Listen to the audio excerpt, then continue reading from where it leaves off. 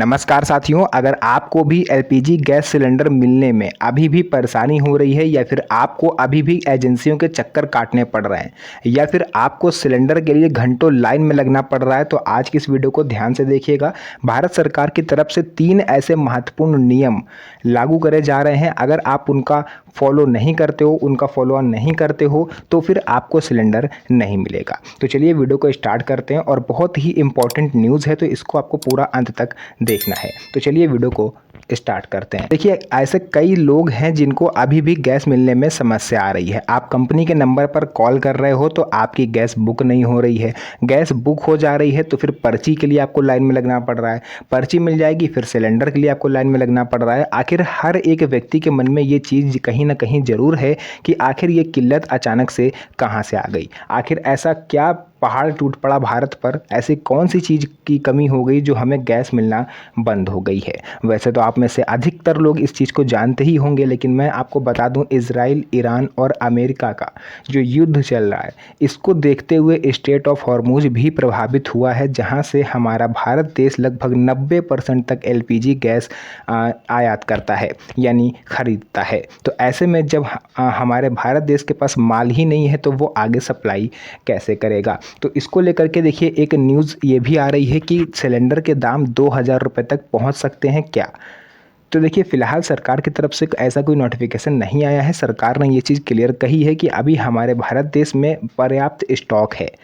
अभी 1-1.5 महीने तक का स्टॉक हमारे पास मौजूद है। तो गैस की किल्लत क्यों हुई, मैंने आपको बताया। लगभग 90% तक जो माल है वो हमारा स्ट्रेट ऑफ हॉर्मुज से आता है, एलपीजी और पेट्रोलियम से रिलेटेड, और वही प्रभावित है। इसी वजह से ये दिक्कत हो रही है। सरकार ने नए सप्लाई रूट को ऑप्शनल जो है बनाना स्टार्ट कर दिया है। यानी सरकार का ये प्रयास है कि जल्द से जल्द ऑप्शन नंबर 2 पर काम किया जाए, यानी प्लान बी सरकार रेडी कर रही है, ताकि एक दूसरा रास्ता निकाला जा सके। हमारे जो भी गैस के टैंकर, जो भी हमारे तेल के टैंकर फंसे हुए हैं समुद्र में, उनको कैसे भारत के जो पोर्ट्स होते हैं वहाँ तक सुरक्षित लाया जाए, इसको लेकर के सरकार लगातार प्रयासरत है।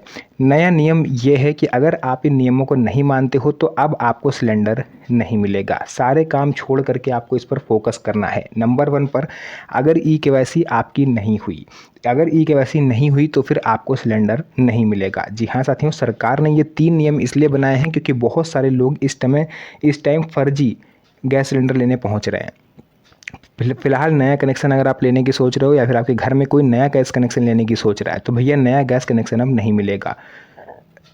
एजेंसियों ने अस्थायी काल तक नए गैस सिलेंडर की बुकिंग पर रोक लगा दी है। यानी अगर अभी तक आपके घर में बड़ा सिलेंडर नहीं था तो अब आप बड़े सिलेंडर के लिए आवेदन नहीं कर सकोगे फिलहाल कुछ महीनों तक।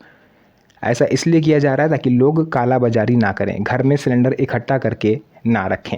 इसको लेकर के आधार से मोबाइल नंबर लिंक होना ज़रूरी है। जिनके पास पहले से गैस कनेक्शन है, अगर आपका ई-केवाईसी कंप्लीट नहीं है तो फिर आपको सिलेंडर नहीं मिलेगा। आपको फिर कोई दूसरा ऑप्शन ढूंढना पड़ेगा अपना खाना पकाने का। तो सबसे पहले आपको ई-केवाईसी करवाना है। ई-केवाईसी में आधार कार्ड और 2 पासपोर्ट साइज फ़ोटो लेकर के आपको गैस एजेंसी पर चले जाना है। वहाँ पर आपका ई-केवाईसी कंप्लीट कर दिया जाएगा।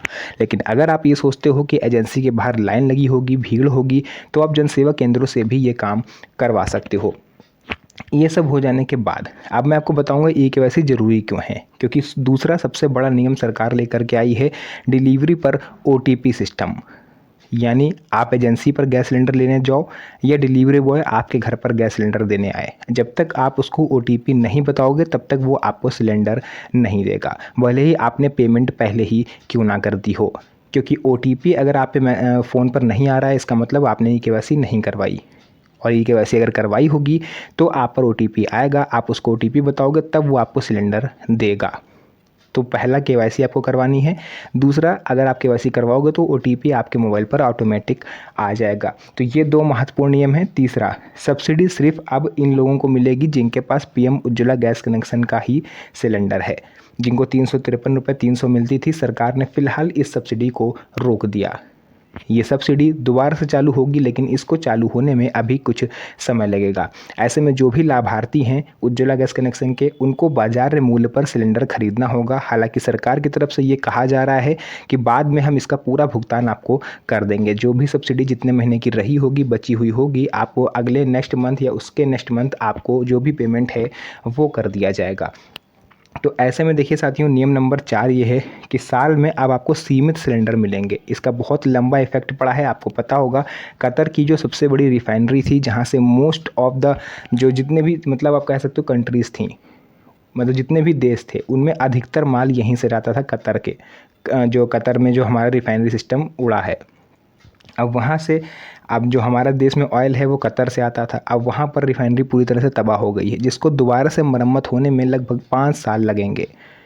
इसीलिए सरकार ने लॉन्ग टाइम इस पर फोकस किया है। अब एक साल में केवल आप 7 से 8 सिलेंडर ही ले पाओगे। पहले ये लिमिट 12 सिलेंडर की थी, लेकिन इसको कम करके 7 से 8 सिलेंडर तक कर दिया गया, और ये आपको इफेक्ट लंबे समय तक देखने को मिलेगा। अब आपके लिए ज़रूरी चीज़ ये है कि आपको आधार में एक्टिव मोबाइल नंबर रखना है। जो भी आधार से मोबाइल नंबर लिंक हो उसमें इनकमिंग चालू हो, OTP वगैरह आते हों, वरना आपको सिलेंडर मिल नहीं पाएगा। तो जो भी चीज़ें थी मैंने यहाँ पर आपको पूरा विस्तार से बताया है। वीडियो पसंद आई हो, वीडियो को लाइक करके चैनल को सब्सक्राइब जरूर कीजिएगा, और अपने यार दोस्तों और रिश्तेदारों के साथ इस वीडियो को शेयर भी कर दीजिए, ताकि उन्हें भी इन चीज़ों के बारे में पता चले। तो फिलहाल के लिए आज की इस वीडियो को यहीं तक रखेंगे। फिर से मुलाकात होगी आप सभी से एक और नई मज़ेदार वीडियो में। तब तक के लिए धन्यवाद। जय हिंद।